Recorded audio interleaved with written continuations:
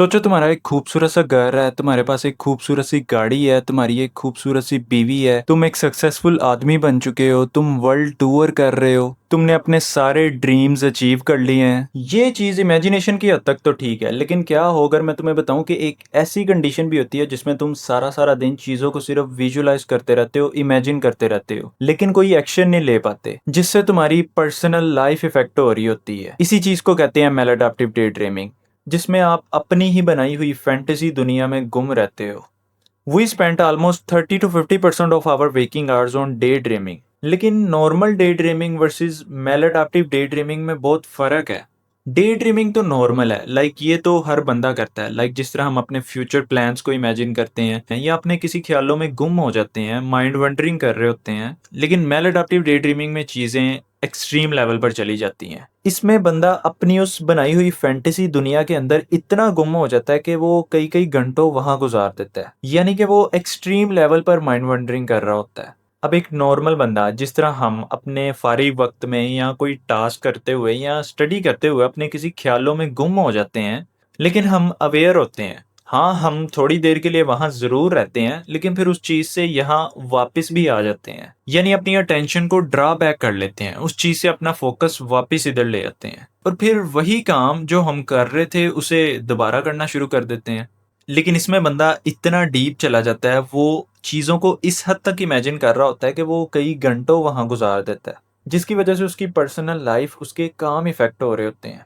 अब इनमें कुछ ये सिम्टम्स हो सकते हैं कि एक तो उस बंदे का अपने ऊपर कोई कंट्रोल नहीं रहता, वो चाह कर भी इस चीज़ को रोक नहीं पा रहा होता और बार बार अपने ख्यालों में गुम हो जाता है। अब एक और चीज़ ये भी होती है कि एक नॉर्मल बंदा, फॉर एग्जांपल जिस तरह हम पढ़ाई करने बैठते हैं और अपने किसी ख्यालों में गुम हो जाते हैं, तो अगर हमें कोई इंटरप्ट करे तो हम फौरन अपने उस ख्यालों से वापस यहाँ आ जाते हैं। लेकिन मैलाडैप्टिव डे ड्रीमिंग में अगर आप उस बंदे को इंटरप्ट भी कर दो तो वो कुछ लम्हे के लिए तो वापस आ जाता है, लेकिन वो इजीली फिर से वापस अपनी उस फैंटेसी दुनिया के अंदर चला जाता है। इसके अलावा आपको इनके कुछ फेशियल एक्सप्रेशन भी देखने को मिल सकते हैं, हाथों की कुछ मूवमेंट भी इन्वॉल्व हो सकती है जब ये डे ड्रीमिंग कर रहे होते हैं। मेल अडैप्टिव डे ड्रीमिंग में तो इंसान को इस चीज़ का पता होता है कि वो इस चीज़ से अवेयर होता है कि वो डे ड्रीमिंग कर रहा है। लेकिन एक और चीज़ होती है साइकोसिस, जिसमें इंसान को इस चीज़ का पता नहीं चलता और वो हेलुसिनेशन एक्सपीरियंस कर रहा होता है, यानी कि वो अपने ख्यालों में इस हद तक गुम हो जाता है कि वो रियलिटी से बिल्कुल ही डिस्कनेक्ट हो जाता है। फिर एक और चीज़ होती है पैराकोज़म। इससे पता चलता है कि इंसान का दिमाग कितना कम्प्लेक्स है। और मैं सच बताऊं तो इस टॉपिक पर रिसर्च करते हुए मुझे ये खुद लगने लगा था कि कहीं मैं भी तो नहीं इस चीज़ का शिकार। The good and bad of day dreaming. बुरी ये तब हो सकती है जब एक बंदा सिर्फ नेगेटिव सिनेरियोज या नेगेटिव चीज़ों को ही इमेजिन कर रहा हो, तब ये आपके मूड पर बहुत बुरा असर डाल सकती है।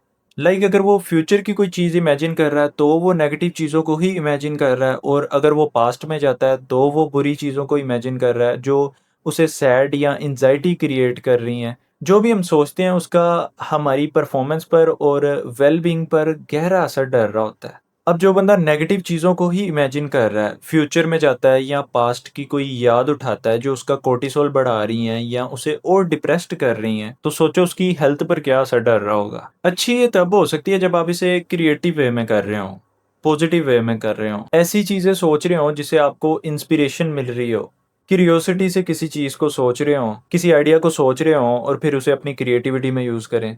मैलाडैप्टिव डे ड्रीमिंग जो है ना, ये चीज़ एडीएचडी से भी काफ़ी लिंक्ड है। जिम कैरी, इस बंदे को बचपन से एडीएचडी थी। अब एडीएचडी में क्या होता है कि आपको काफ़ी अटेंशन प्रॉब्लम्स होती हैं, आप चीज़ों पर सही से फोकस नहीं कर पाते, जिसकी वजह से आप कोई भी काम ठीक से नहीं कर पाते। सोचो एक ऐसी बीमारी जिसमें तुम ज्यादा देर तक चीजों पर फोकस नहीं कर पाते, बहुत जल्द उस चीज से बोर हो जाते हो। लेकिन जिम कैरी ने ये सब होने के बावजूद उसने एक्टिंग की, उसने इतनी मूवीज बनाई, उसने उस चीज को क्रिएटिव वे में यूज किया। एक और चीज जो इसे ट्रिगर कर सकती है वो है म्यूजिक सुनना। जो बंदा म्यूजिक सुनते हुए डे ड्रीमिंग कर रहा है तो म्यूजिक उस चीज को और इनहेंस कर देता है, क्योंकि म्यूजिक उसमें और इमोशंस और डेप्थ ऐड कर देता है। अब डे ड्रीमिंग को रोकें कैसे? तो प्रेजेंट मोमेंट इज एवरीथिंग। आपको जितना हो सके प्रेजेंट मोमेंट में रहना है, और प्रेजेंट मोमेंट में रहने का एक ही तरीका है, जब भी आप डे ड्रीमिंग कर रहे हो तो फौरन अपनी ब्रेथ पर फोकस करो। इसे तुम ग्राउंडिंग टेक्निक्स या मेडिटेशन भी कह सकते हो। सबसे पहले तो अपने ट्रिगर्स को देखो, और सिर्फ देखना नहीं है, उन्हें लिखना भी है।